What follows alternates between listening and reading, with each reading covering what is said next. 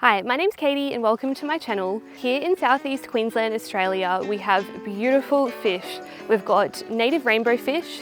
On my property, I have these two really big dams. I have looked in these dams and there isn't anything that I have found in there other than yabbies. My plan is to actually go out and get some fish to put into these dams. For some people, they're probably going to be wondering why I'm calling these dams.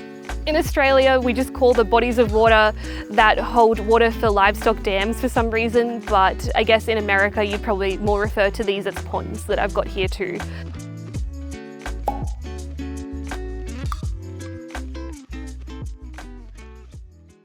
A few months back, Mark from Pondworks actually came over to have a look at these dams as we're planning on restoring them and actually aerating them. But what I did today is a really quick little water test. What I'm going to do is I'm going to take you to a creek, a really nice local creek that I have great success for catching these beautiful rainbow fish in, and just see what we can find. If the water quality of this dam is okay, we might actually bring some home. I've just got my freshwater API test kit here and I'm going to fill it up. The results of the water test are actually quite interesting.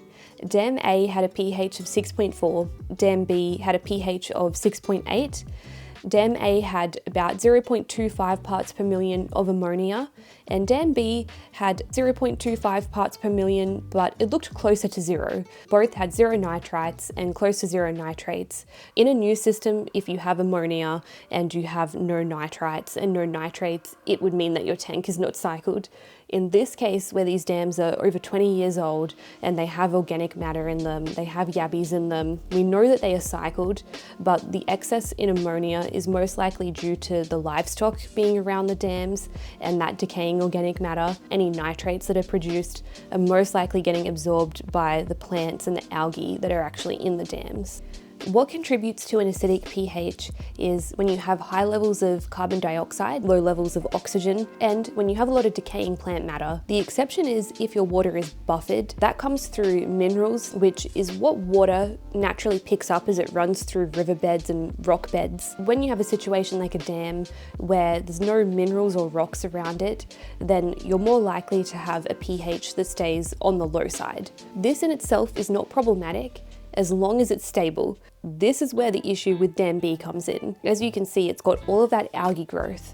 What is actually happening is as that algae goes through photosynthesis throughout the day, it's taking out the CO2 from the water and raising the pH slightly. But overnight, it releases CO2 into the water and decreases that pH. And that swing would not be good for fish. Plus, it could risk starving the fish if the algae is taking out too much oxygen at night. When we look at Dam A, we don't have this algae problem. What we do have is good though. We have these reeds in there, and with a big surface area too, there should be enough surface agitation just from wind to be able to make sure there's some oxygen in that water for fish, though we wouldn't want to overstock it. The other thing that's worthwhile pointing out is that even though there's a little bit of ammonia in both of these dams, it's actually not problematic in this case because our pH is low. Most of the ammonia is going to be existing in a non-toxic form called ammonium. Even though it's in a non-toxic form at the moment, it's always best to aim for zero. And once we get these dams aerated, then we should start to see more efficient nitrifying bacteria, keeping that ammonia at zero. Based on these results, I'm happy to put some fish in Dam A, but for now, it's best not to add any into Dam B. So what we're actually going to be using at the creek is these fish traps. So these are just about $10 from Kmart. You can get them from most fishing places as well. And all you have to do is you have a little zipper. We're just going to add our food into here. We're going to use Vegemite on bread since that always works quite well with the fish. And then they swim in through the hole and they get trapped and disorientated and can't swim back out, and that is how you catch the fish. So I've got two of these just here that we're going to pop into the creek when we get there, and we'll see what we can find. Also, here is Henry, my goat. What we can expect to find is most likely crimson spotted rainbow fish or dubulei. There may be some honey blue eyes. I haven't seen them as commonly in this particular place. I have seen them at another place in Brisbane, but not this creek that we're going to today. But the main thing we're going to be after is those beautiful shiny rainbow fish that have all the nice different colours. When we're there, we're going to be there as it's the afternoon sun. Wasn't really intentional, just kind of worked out that way. But in the past, I've had the best luck when it's just about sundown. So I just got here and I actually had to double check I was at the right place because I have never seen it this full. The last time we came here was about a year ago, and this whole area here was full of this plant that was covering the top of it. But now, as you can see, that is all gone and it looks so beautiful and crystal clear. It is the afternoon right now, so it's kind of hard to see through it from here, but I can see straight through that water. We've got all the beautiful running water here. It looks like they've come through and they've maybe cut some of the grass that was up there previously as well, but it's looking really, really beautiful in there. Even this part, it's so clear.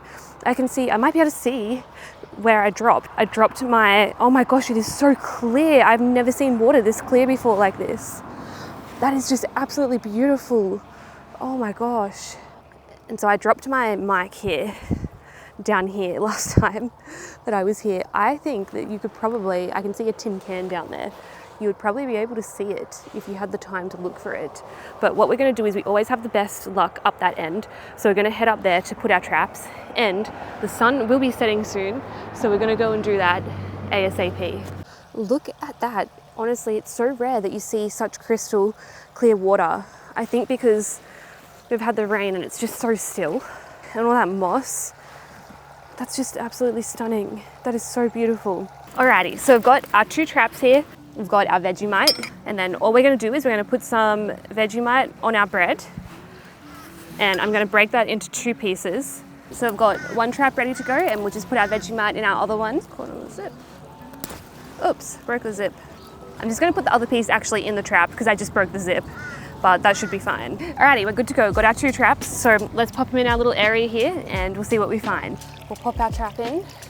Alright, so I've got our first trap in and we'll just pop our other one just behind it. You can see we've got our first one here and our second one just a little bit more below the waterfall there. Hey Google, set a timer for...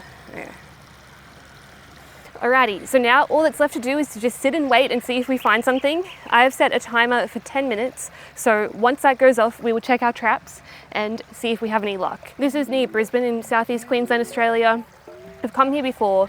It is just a really lovely spot, and it used to be all covered in this plant that was sitting on top. I think it was like a mosquito plant or something it was called, but it's all beautiful and clear now, and it's just surrounded by rolling hills and farmland. It's such a serene, lovely place to be, and you get some beautiful sunsets here. The sun has kind of set already, but it kind of sets over that way and just looks gorgeous. But let's hope we find something. Hopefully we get some rainbow fish. Hopefully we get some type of native fish. I haven't seen the honey blue eyes in this place before, but the crimson spots I definitely know are here. There's also a lot of gudgeons, which are kind of like a chunky bottom dwelling fish that tend to be in here a lot. So we'll just try our luck. Our timer just went off as we finished with our drone. Let's see if we got anything. I am not really liking the chances right now because I really cannot see anything, and I would think that I would be able to if we got something, but let's have a look anyway. I'm not seeing anything right now. Oh my gosh, I can't believe that we actually got something. We got rainbow fish. They're beautiful rainbow fish. I don't want to keep them in here for too long because we got some really nice ones. That is so exciting. I think these guys are going to be coming home with us. Yup, we got more. I think we got some different types. We'll pour them into here. I won't fill it too high. So just there, that is called a crimson spotted rainbow fish. So these guys are native to the creeks here, and you'll see that beautiful shine on them. These ones actually have a fair bit of yellow. They come in different types of colors. These guys have a little bit more yellow than some other places I've seen. Here's a nice one at the front. And they've got kind of like a greeny sheen. In the sun, they are so beautiful. So we've got a really nice little group here. So we caught these guys in 10 minutes. 10 minutes is all it took to get these beautiful fish. Looks like we might have a male in there, if not all males. The females are still colourful, but the males tend to have a little bit more colour on them. In here we have some gudgeons. These are another type of native fish. I'm just going to quickly pop the other guys in. Got one in my hand, and I'll just pop him in for now. This here I believe is a flametail gudgeon. And I think I have a male and a female, or bottom dwellers. They can have nice colours as they get older, but these ones might be a bit young. See them there, and the rainbow fish, and then we've got a little baby in there. So we are losing light, so what I'm going to do is I'm going to very quickly just test the pH to make sure that it's not drastically different to the pH that we have in the dams at home. And if it is pretty similar, we should be right to put these guys into that dam. So it looks like our pH here is about a 6.6 to a 6.8, so still acidic and more similar to that second dam. Before we lose our light, we're going to get an aerator in here and get this ready to go into the car so we can take our first fish home for the dam. We're just going to pop our aerator in here and we'll be able to sit that on top like this, get it on, and that will just make sure that there's sufficient oxygen in the water until we get back to the house. So it is about to get dark, so I'm going to quickly get in the car and get going, and I will see you guys back at the house. All right, and we'll just do a quick look over and briefly shine it down here. Can I see anything? No. All right, looks like we have everything. All right, we're officially back home. I've got the rainbow fish. We can turn the air pump off now that we have made it home. Let's check that they're alive. Yep, everyone is all good. There they are. There's our little rainbow fish, all doing well in there. All right, so let's grab them out. We're gonna go out to the dam. It is dark, obviously, so we're gonna bring a spotlight with us and put these guys in there. If you have a look on here, see it's about 16, 17 degrees. So these rainbow fish can actually live in water that goes down to 10 degrees, so that should be fine. We'll check the dams and see how cold they are when we get out there. Yay, there we go. All right, we won't put the light on them for too long so we won't stress them out, but you can see a little crimson spotted rainbow at the top. Then we've got our little gudgeon just here as well down the bottom. We have another little fire gudgeon just at the back in the middle there. And we've got a couple of our crimson spotted rainbows. These are our fishies. We're ready to go, so let's walk out to the dam. And we've got a torch if one jumps. We're going to actually put them in the dam that is closer to the house. So that is the dam that actually had the pH that was a little bit lower. All right, so here we are at our dam. Let's just see what our temperature is. So yep, perfect. So 15.9 or 15.7 degrees in this dam. So we should be all good to pop our little rainbows in there, since the water that they're in is pretty much that. Got our 3 rainbow fish, our 2 gudgeons. Let's let these guys into the dam. All right, in they go, into the murky water. There we go. Okay, I can see one.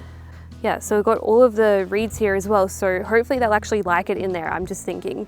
So that should be good. So we're gonna end that video here. I hope you guys enjoyed it. We got very, very lucky catching crimson spotted rainbow fish in 10 minutes. I forgot to mention there are limitations in terms of what types of fish you can take and how many. There's a government website that I'll link as well, which is really awesome, that tells you about all of the limitations for these rainbow fish. I believe it's about 20 that you can have in your care at one time. So we're well below that, so we'll be fine. Same with the gudgeons. And then it's just good to know that there's some places you can't put fish traps, like national parks, and then there's some types of fish you can't take. So it's just good to look at that before you go do this.